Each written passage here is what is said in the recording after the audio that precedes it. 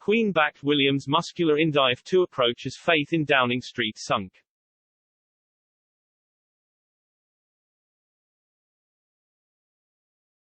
The Queen has lost faith in the government's ability to promote unionism within Scotland, and so has settled on a more muscular approach with her grandson Prince William, reports claim.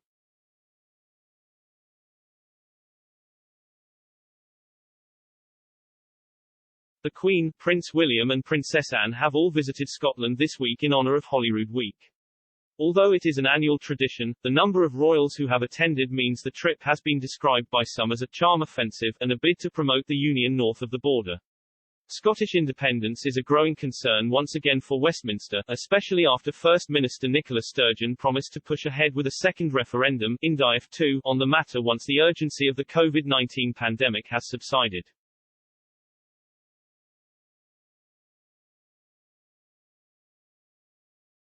Downing Street has repeatedly refused to hand Ms Sturgeon the constitutional powers which would allow her to hold a legally binding referendum, and Prime Minister Boris Johnson has described the Indyref2 campaign as irresponsible and reckless.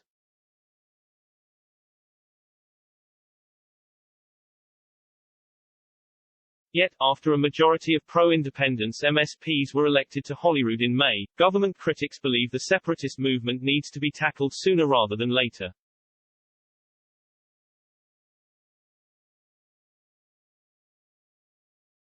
Former Labour MP and author Tom Harris claimed, the Queen and the rest of the royal family are believed to have lost faith in politicians' ability to secure the union's future.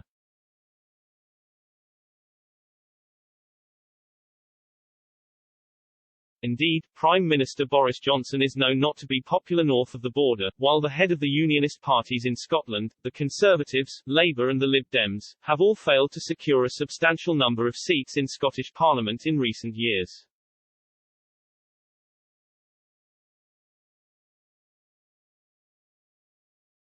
A source close to William and Kate's household reportedly told Mr. Harris that the royals are focusing on a new initiative instead, which is, a deliberately more muscular approach to the Crown investing in the relationship with Scotland.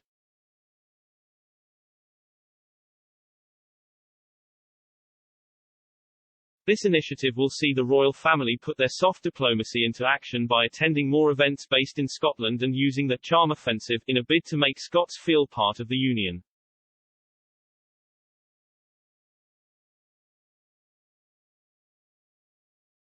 Writing in The Telegraph, Mr. Harris also claimed, the vocabulary, by the source, used was notable. Boris Johnson and his ministers are known to favour a more muscular form of unionism to beat back nationalist demands for another referendum.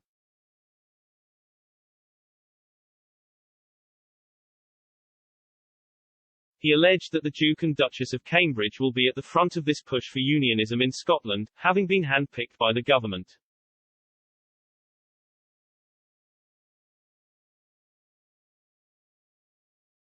Mr. Harris explained, they will spend far more time in the next few years in Scotland, staying at Balmoral and making Scotland-wide visits to capitalise on their popularity here.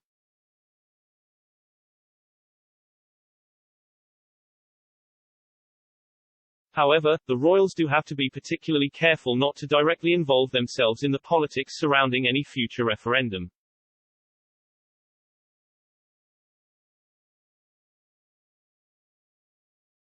William and Kate found themselves in hot water when it was revealed they had an unpublicized meeting with former Prime Minister and prominent unionist campaigner, Gordon Brown, earlier this year, although the palace maintains they were meeting figures from across the political spectrum and were not displaying any partisan sentiments.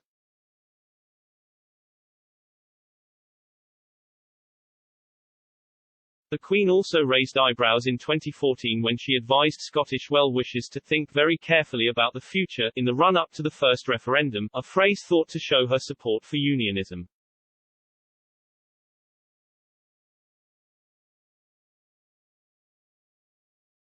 But, Mr. Harris claimed, they, nationalists, want to perpetuate the myth that when William and Kate are in Scotland, they are foreign potentates visiting a vanquished people.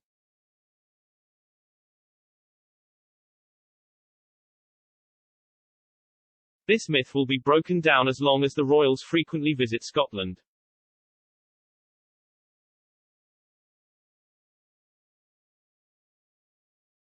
Yet, Mr. Harris pointed out that even if the Cambridge's charm offensive is successful, they cannot be the only weapon in Unionists' armoury, even though the Scottish Nationalist Party SNP's slings and arrows will have difficulty piercing them.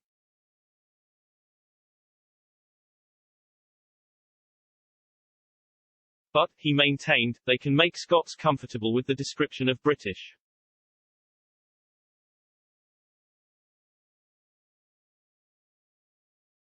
The SNP has stated that the Queen would remain head of state for an independent Scotland, yet there are concerns that the Republican strain of the party would push for a future debate on the monarchy too.